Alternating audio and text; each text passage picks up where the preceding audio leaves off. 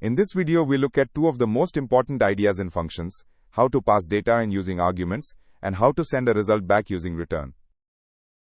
Before we look at any code, here are the 4 ideas to keep in mind. Parameters receive data coming in, return sends a result back out, and if you forget return, you get none.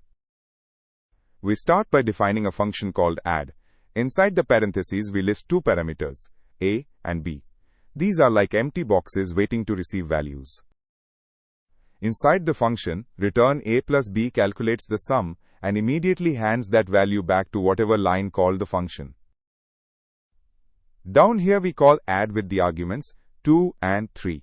Python fills a with 2 and b with 3, runs the function, and the return value 5 is stored in result, which we then print. When we run the program, Python prints 5.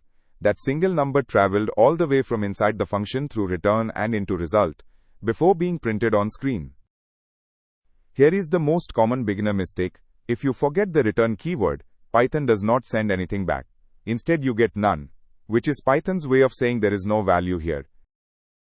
To wrap up, use parameters to pass data in, use return to send a result back, and always remember that without return you will get none instead of the answer you expected.